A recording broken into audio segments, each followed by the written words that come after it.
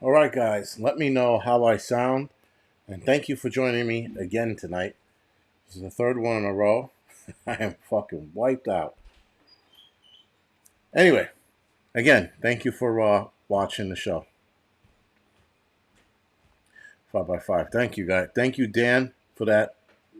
No, thank you, guys. All right, so let's get right into this. This is not going to be that long, so don't be alarmed.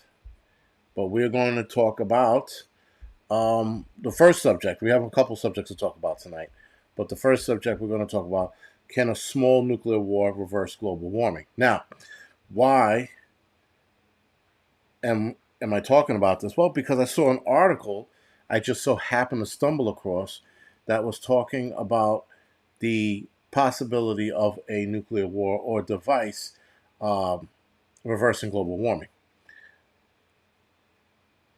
It's crazy that that was an article. That was actually an article in a few publications, one of them being National Geographic, and I forgot where the other two were. They weren't big media sources. But anyway, so the upside to it, of course, they go with the upside first. The upside is that it can cool the planet off. Now, yes, Sophie's nukes. I'm not going to get into that. That's as bad as asking is the Earth flat. If the Earth is flat, whatever. So they go with the upside. It'll cool the planet off. Well, how will it cool the planet off? Well, if a large enough detonation blows, thank you, Daniel Ashley, for the donation, puts a lot of debris into the atmosphere, it'll travel around the world, the debris, and it'll lessen the amount of sun rays coming through, and then the planet will cool off. But what's the downside? Well, the downside is the obvious. If we have too much debris in the atmosphere, and the planet starts cooling off, plants and animals are going to start dying. Not enough plants are going to be able to grow because there's not enough sunlight getting through. So, and then there's also the radiation, all the other bullshit. But the fact that they were asking that question, I think, was more alarming because we all know the answer to that question. So, the one article was in 2011, and then 10 years later, last year, they did another article on whether or not global warming can be solved with the nuclear device. Now, one article put it as, can global warming be solved with a nuclear device? Again, they're asking these questions because are they going in that direction, or are they that stupid in asking that question because we all know what the answer is? I just found it interesting that these two articles brought up these two questions, and then this year alone, we had Putin threatening us 1,000 times about nuclear war. Then, yet last week, Putin said that nuclear war should never be unleashed, and that it wouldn't serve anybody any it wouldn't serve anybody if we went to all out nuclear war. Um, well, Mark Clark Carlson, yeah, listen, I'm going with the scientist on this one. I don't know if you are a scientist or not, but I'm going to go on with the scientist on it, and it's obvious. If it's not, I don't think one device is going to change the climate. First of all, we shouldn't even be entertaining that these devices can change climate effects at all. We shouldn't be talking about cooling off the planet and all the other crazy shit. That's bad talk. Because once that talk gets into these liberals' heads, they're going to be for nuclear war. That's probably why they put that article out there. They put it out there as a seed to grow in the sick liberals' heads out there. That's why, I looked at it and was like, that's a dumbass question. Then I figured out why. Anyway, with that, guys, I really forgot what the fuck I was saying because I'm running on empty now. Sophie, yeah, nuclear, an all-out nuclear war will. What I was saying was Putin. Putin was talking about not using nuclear wars, that it shouldn't be unleashed, and that everyone would lose. This is Putin saying this last week during a speech. With that, seems like now, a week later, he makes a comment that we shouldn't taunt or harass. I think he said taunt China because China is unpredictable, something to that effect. And I'm like, wait. You just said nuclear war shouldn't be released, but now you're throwing China under the bus. What kind of fucking partnership do these people have? I was a little baffled by it. But nonetheless, um, it sounded like Putin was flipping the script on this whole thing. Sophie Love, yes, financial war is definitely more effective. Absolutely. But China's also failing as well in their finances. Something like 47 or 74 days till China comes to complete financial collapse. But if China comes to complete financial collapse, so does the rest of the world, right? As much as we hate China, we can't let them collapse financially unless we're all like, fuck it. They go down, we go down, then we see who digs ourselves out from that financial collapse.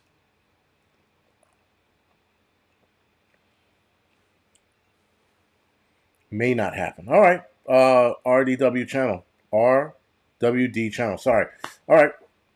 Well, nuclear winter would happen if you had multiple bombs go off. I don't think we would have it if we had one device go off. Absolutely not. But a bunch. We had an all-out nuclear war like war games. Yeah, shit is fucked. But that's why I don't think we're going to go that route. I see another route headed in this direction. Yes, Blue Vandal. They did talk about nuking Mars to change its atmosphere. Absolutely. But then that would render Mars useless for a few hundred years. But again, they did talk about it. That was a theory. No one knows if that theory is going to work.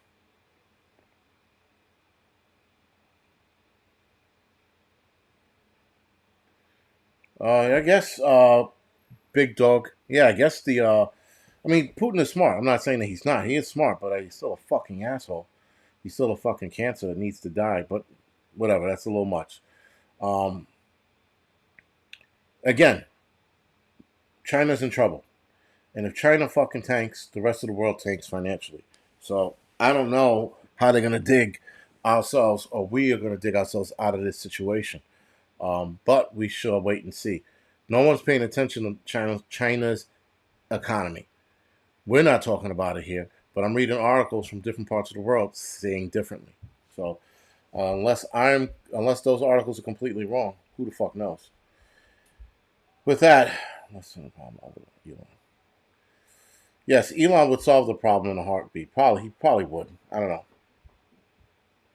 Imagine if they start nuking Mars and then like fucking some ancient alien civilization is awakened because of these nukes. And then they grow to be fucking 30 feet tall, build a ship, fly over here and kick out dicks. I could see that happening. What's going on, Mike? Thanks for joining me, man. Appreciate it. So with that, guys, we're also going to talk about meatless meats.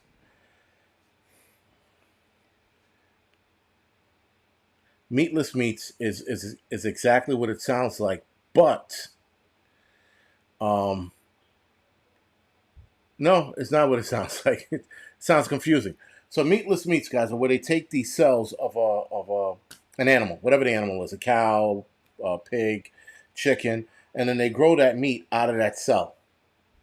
And they call it meatless meats because you're not using actual meats, you're using cellular meat to grow meat, if that makes sense.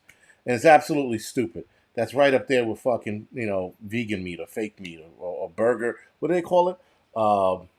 Mushroom burgers or mushroom meat burgers. No, it's no such thing. But anyway, they are starting to push meatless meats now. So now we have bugs. We have the human meat, the human growing meat bullshit. Now we have meatless meats. Free American, exact. I don't know. There are people out there who will, and they're gonna get celebrities to eat this meatless meat. So, like, what's her name? Nicole Kidman, when she was eating bugs, and she was talking about how crunchy they were and how they taste and why people are eating them. The bitch missed the whole thing why people were eating bugs. But that's a different story for a different day. But we have those three things now, guys. So they're trying to get us away from actual meat and have cows reduced to I don't know what level they want to reduce the cow meat and chicken meat to. I don't know what level the number they're aiming for, but they want to reduce it enough so that it doesn't affect the environment. Then they can use the cells from that, and grow the meat. Yeah, Beyond Meat is fucking stupid. It's not whatever. I don't want to get into it because it's just gonna piss me off. These fucking people talking about, oh, you guys want to have chicken flavored pate? I'm like, what? I mean, not pate, but chicken flavored llama beans. I'm like, no, I don't. I don't want to fucking anything that looks like a fucking burger or in the form of a burger and it's actually beans or some kind of insect bug meal, or the combination of the two, which is even worse. Flavored crickets. Yo, shit. So Islamic said they're selling flavored crickets. Yo, like I said, they're trying to push this shit. And let's talk prepping. Exactly. I mean, listen, they're going to reduce the meat. A local farmer might be getting attacked soon. If they're trying to get rid of meat altogether, I can see farms coming under attack. I know a lot of people are like, well, you just go to the farm and get your meats. No, not if they start attacking farmers. Not if they start, like people are saying, paying farmers not to grow food, not to grow animals. If they start doing that, guys, then this meatless meat shit's going to be more realistic. It's going to be more plausible, if you will. Right now, they're pushing it by putting out these little articles, leaking these ideas out there, like the whole bug thing, going in fucking schools with little kids and teaching them that how bugs are healthy, and they provide the vitamins and the nutrients you need. Bugs. There was a list of bugs. I think I gave you guys this list.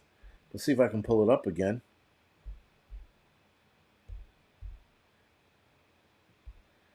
Right? There was a list of bugs that they said you can eat. Or rather, here's the list of bugs with medicinal purposes. Mealworms that can rev up your metabolism, crickets lower your blood pressure, soldier fly larvae strengthens your bone and fights fatigue. Bullshit. Houseflies ward off illness. Another ward off illness series. They can't even tell you which illnesses. They just make a blanket illness statement. And then roach nymphs improve energy, hair, nails, and skin. The top meals or bugs that they want you to eat right now are mealworms, crickets. Um, what's the other one? Crickets, fly larvae, house flies, roach, and another kind of worm. Not just mealworms. There's another kind of worm. They want you to eat this stuff because it's, first of all, it's healthy for you, which they try to push that bullshit. But then they say it's healthy for the earth. There's less feed involved, and there's less gasoline involved in driving bugs around, because bugs can be housed in a small area. They don't need a whole field. You can have millions upon billions of bugs, whatever the bugs might be, and you can process those bugs, and it will cost the environment a lot less. That's what they push. They're pushing the environment, and then they push the health. But the fact that roach nymphs, guys, improves your energy, hair loss, and nails sounds like bullshit. That means you have to eat a lot of roach nymphs to get that fucking that that benefit. A lot of houseflies to ward off illnesses. What illnesses?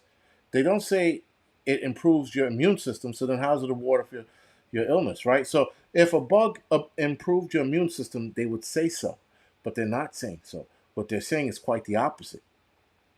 They're playing this game. They're playing this word game so that people believe the bullshit. But again, all bullshit. Now, the other conversation I like to have is electric cars. Will electric cars save the gas industry and the world? Another one that's entirely stupid. Now, saving the world, no, because you still got to use electricity to charge these cars. And a lot of these electric companies, if you're not a power plants, run off of fuel. Some run off of coal, some run off of fuel. So now, how do you get the idea that electric cars can save the planet? Again, guys, electric cars can save the planet. Eating bugs is going to save the planet, right? Growing meatless meats is going to save the planet. Meanwhile, there's no proof that it will. These are all speculations. The problem is, guys, is that we haven't had electric cars long enough to see whether or not it's going to impact the environment or undo that strain on the environment. Now, there's not enough studies, and bug meals haven't been out long enough to know whether or not it's going to have an impact on the planet, good or bad. They keep telling us these different things with no fucking proof behind it. No scientific proof behind it, and zero fucking studies behind it. Now, would I try some of this stuff a couple of years ago? Absolutely. As a prepper, I would have put a lot of this stuff in my food storage, right? I would have put in insect flour, oil, and not fertilizer, but insect flour and oil in my prepper repertoire. And you probably still can. But the fact that they're trying to push this so that this is all we eat is why I'm not buying it. Now something that I would have done a few years ago, I'm not doing now because I'm like they're doing this for their benefits. Because here's the other thing too: a lot of companies that are involved with this bug stuff, BlackRock, another company, and Vanguard, they're investing in companies like this left and right. The elites guys, they want to save the meat for themselves. They're going to be continuing to eat meat while we are supposedly eating this shit. There's a problem. Now, for those of you that might not know, bugs, guys, were eaten because bugs were not a delicacy. They were a necessity to be eaten because during whatever famine was going on, people turned to animals, unlikely animals like dogs and cats, and bugs. That's why they were being eaten. They weren't eaten. They weren't being eaten while steak was being served or pork chops were being served. No human on this planet said, you know what? Be easy. I don't want my fucking pork chops. I want to have these bugs. They're going to fulfill me more. No, they're not. And the vitamin properties in a lot of these bugs are stretched or exaggerated. Sorry. But again, they look at other cultures that eat it and still eat it to this day. But they don't know why they were eating it. And they don't eat it as a main meal. They eat them more now like treats. So if you go to different places in the world with cockroaches and crickets, they fry crickets and cockroaches and chocolate cover them or barbecue sauce cover or hot sauce on them. But they're a treat. They're not a main meal. You will not see anybody chowing down on fucking grasshoppers. You know? So again, the lies that they're already starting to push with this is eventually going to fucking grow legs and run like anything else. Now, also, last thing I want to talk about tonight, because I got a few minutes, I'm going to run this for about 20-25 minutes. The question I'm asking, and I know the answer, but I have to ask this question anyway. Why isn't Biden being impeached? We have an incoherent president guy that's making numerous mistakes on a daily basis. He's saying shit that makes no sense. He's slurring his speech almost every day now. He's in hiding right now, so you rarely ever see him. On a good day, they get him out in front of the camera, and before the camera can go on, he starts breaking down again. He makes outlandish remarks and claims. He is displaying the signs of dementia and or Alzheimer's. He's outright displaying it. We have him telling people to protest when a president in the United States should be neutral. Never side with any group of people, like Obama did with BLM. Never side with groups like that. But nonetheless, Biden's done this. So he's wrecked the economy. He's wrecked this country. He loves sniffing kids' heads and doing weird shit to them. We have Hunter Biden with videos of him weighing crack and banging hookers. We got the laptop scandal. We have the Biden porn show. And we have him, Biden Hunter, doing illegal deals with Ukraine and other countries as well, not just the Ukraine. Ukraine got the biggest spotlight, but if I'm not mistaken, he's done some other deals with China and another country that weren't supposed to fly. Now, why isn't he being impeached? Because these people, whoever's in charge, see that Biden is an absolute buffoon. And, well, a guy like him can take down this country and we could blame him. We could blame Biden. This is why he's still in office. It's not an accident. Everybody's looking at it. Hell, even the Republicans are looking at it and they're not saying anything. So if the Republicans aren't saying shit, and you do have a couple of conservatives that are like, yo, he should be impeached because he is not mentally sound, or he should take a test for his mental stability, and then they laugh it off. But they were asking Trump to get this fucking mental test. There's an issue. So everybody's involved in this. I'm convinced now, guys, that the Republican Party and the conservative are in on this entire America collapsing game. They have to be. Because there's no way there is not a bigger push to get Biden impeached. Just on his mental capacity alone, he should be impeached. Deacon Prepper, yeah, Deacon Prepper. It's exactly that. He is the worst president in the history of the United States. The worst. And yes, Bobo World, the military should impeach him as well. I mean, I don't know if we could. Yeah, they probably could. Anything can happen, man. You can carry him out of the fucking office. You could tell him, hey, man, we got a piece of land for you up in Montana. Why don't you go there and relax? And we'll take it from here, you know? But no. And the problem is, if here's the other problem. We have a double edged sword that's not in our favor. If he gets impeached, who's next? Kamala Harris. So maybe the Republicans and the conservatives are like, well, if we impeach this fucking asshole, we got this fucking asshole. So which asshole's worse? Maybe that's their dilemma. It could be. It very well could be their dilemma. But I don't know. I don't know what the fuck they're thinking, and I don't know what the fuck is going through their heads. Right? With that, guys, I'm going to call it quits tonight because I am fucking tired. Very tired. Today was a long fucking day. And then the three stream jumping shit. I'm just super tired. But next week, let me tell you what's going on next week. Because I know I have an interview with Catskill NY Prepper Tuesday at 9 o'clock. And the following week is Vision Preparedness. The following week after that, the 23rd, is Apocalyptic Ben. And then Heroic Prepper the 30th. And I have to get Appalachia PIA back on. We were supposed to do a live stream the 2nd. And I had a funeral to go to the 2nd of August. So I will be bringing her back on, inviting her back on, or rather re-inviting her, sorry, to be on the show. Yeah, guys. So, is there still a workout? Jaciel Hernandez, there is still a workout channel. I haven't been up for it.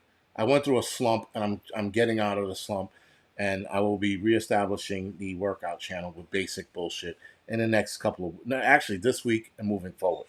So stand by for that. But other than that, guys, thank you for watching, and I will see you guys next Tuesday. Thank you.